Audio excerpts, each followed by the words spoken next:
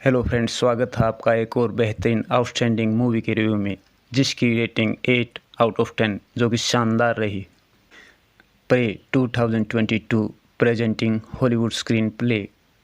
Movie की starting में एक लड़की को दिखाया जाता है जो फॉरेस्ट सर्वाइव में माहिर होती है, जिसका नाम नारू है, जो एक शानदार तीरंदाज है, फिशिंग करती और जंगली जड़ी बूटियों की अच्छी पहचान होती है, जिसके पास एक कुत्ता भी होता है और जंगल में अपने कुत्ते के साथ शिकार करने के लिए जाती है। वह एक रेंडियर को देखती है और उसका शिकार करने की कोशिश करती है, लेकिन एक तेज़ आवाज़ आसमान से आती है और वो रेंडियर वहाँ से भाग जाता है।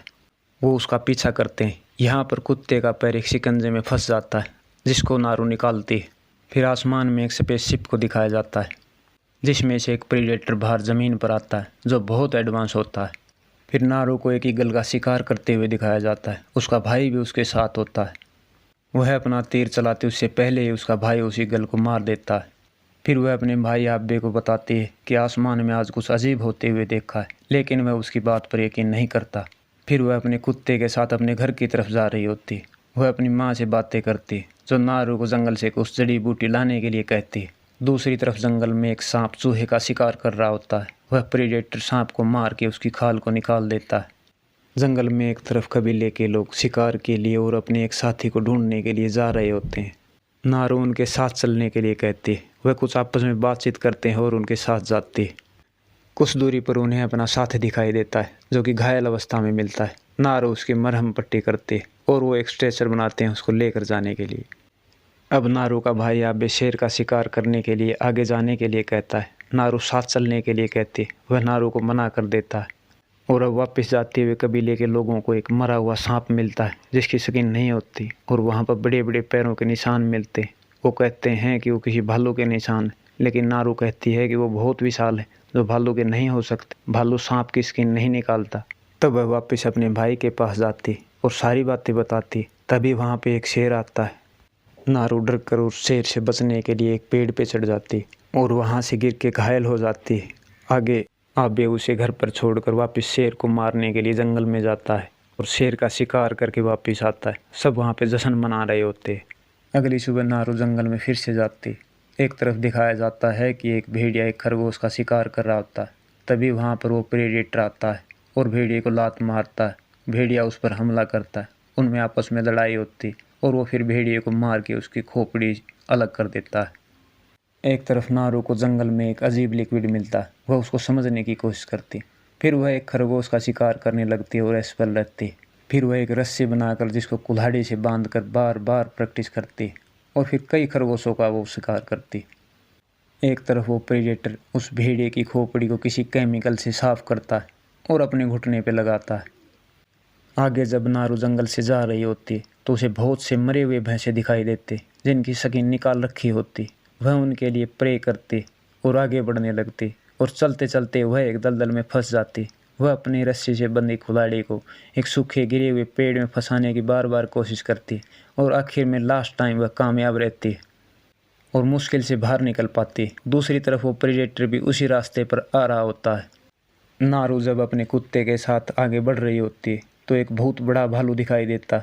वह उसको तीर से मारने की कोशिश करती, लेकिन उसका धनुष वहाँ पे टूट जाता है। भालू को उनके बारे में पता चल जाता है और वह नारू पर हमला करने के लिए भागता है। नारू वहाँ से भागती और पानी से होते हुए कुछ दूर जाकर बाहर निकलती और बाहर निकलकर सूखे पेड़ों की लकड़ियों में घुस जाती। अब भालू भी नारू का पीछा करते हुए वहाँ पे आता है और नारू पर हमला करने लगता है। तभी वहाँ पर वह प्रेडेटर आता है और भालू को उसकी गन मिल जाती। अब भालू उस पर हमला करने लगता है और दोनों में लड़ाई होती। आखिर में प्रेडेटर एक झटके में भालू को मार देता है और ऊपर उठा लेता है। इस खतरनाक सीन को देखकर नारू बेहद डर जाती और बचने के लिए वहाँ से भागती। भागते भागते वह एक गहरी नदी में गिर जाती और दूर तक बहकर जाती। फिर वह पानी से बाहर निकलती और अपने आप को संभालती। अब वह वहाँ से जंगल की तरफ बढ़ती है। उसको ढूंढते हुए कबीले के लोग मिलते हैं। वह उनको प्रेडेटर के बारे में बताती और उनके साथ जाने के लिए मना करती। फिर उनमें आपस में लड़ाई होती नारू को लेके जाने के लिए और वह उसे बंदी बना लेते हैं। तभी वहाँ पर वह प्रेडेटर भी पहुँच जाता है, जिसका उन्हें एहसास हो जाता है। तब उनमें से एक बहादुर बनकर देखने के लिए आगे बढ़ता है। उस पर 3 लेज़र की तरह लाइट पड़ती है और 3 तीर आकर उसको लगते हैं। वह ढेर हो जाता है। कबीले के दूसरे लोग भी उस पर हमला करते हैं और उनमें लड़ाई होने लगती है। नारू वहाँ से भाग जाती है। वो प्रेडेटर उन सबको एक एक करके मार देता है। नारू वहाँ से भागते हुए एक फंदे में जाकर फंस जाती है। पीछे पीछे वह प्रेडेटर भी पहुँच जाता है और नारू को छुड़ाने लगता है। फिर वहाँ कुछ बाहरी लोग आते हैं जिन्हें वो फंदा लगाया होता है और नारू को वहाँ से पकड़कर ले जाते हैं। नारू उनके पास उन मरी हुए भैंसों की चमड़ी देखकर पूछती है, क्या तुमने उन्हें मारा है? वो नारू को परेशान करके उस प्रेडेटर के बारे में पूछते हैं जो सबको मार रहा होता है। नारू बताती है कि वो हर एक को नहीं मारता, बल्कि जिससे उसको खतरा होता है उसे ही मारता है। फिर वो नारू के भाई आबे के पेट पर कट लगाते हैं और एक पेड़ से बांध देते हैं उस प्रेडेटर को बुलाने के लिए। वह प्रेडेटर उनकी चाल को पहचान लेता है और पहले उन बाहरी लोगों पर ही हमला कर देता है। प्रेडेटर को फंसाने के लिए उन्होंने एक जाल लगाया होता है जिसमें वो उसको फंसा भी लेते हैं, लेकिन वो उसको बड़ी आसानी से काट देता है और उन सबको मारने लगता है जो बहुत आधुनिक हथियारों से लैस होता है। दूसरी तरफ नारू और आबे वहाँ पड़े हुए एक फंदे से रस्सी काट कर अपने आप को आज़ाद करते हैं। प्रेडेटर उन सबको मार रहा होता है।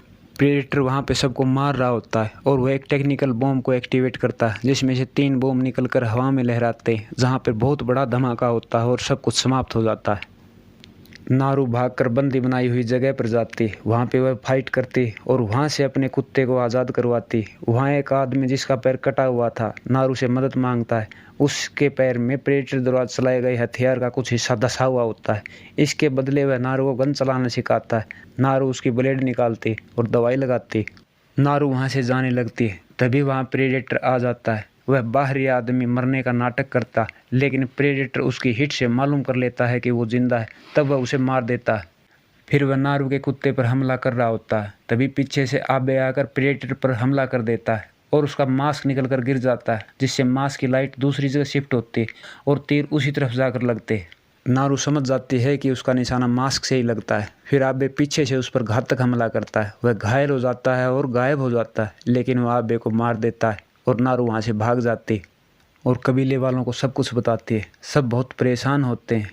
फिर नारू नदी किनारे उस बाहरी शहरी व्यक्ति को देखती है जिसने उसे बंदी बनाया था। नारू उस पर हमला करके प्रेडेटर के हथियार से उसके पैर को काट देती है और उसे बंदी बना देती है और आवाज़ करती है ताकि प्रेडेटर वहाँ पर आए, और वो प्रेडेटर वहाँ आता है और उस आदमी को मार देता है। नारू गन से हमला करके प्रेडेटर के मास्क को गिराते और मास्क को लेकर एक जगह पर फंदा तैयार करती है।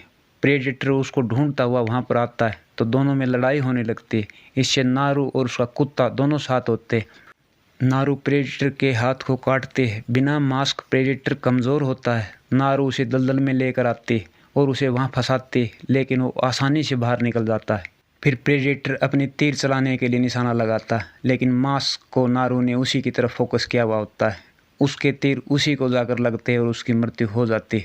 आखिर में नारू प्रेडेटर के सिर के साथ कबीले में जाती और कबीले में खुशी लौट आती। नारू को कबीले का हेड बना दिया जाता है। इसी के साथ ये मूवी समाप्त हो जाती है।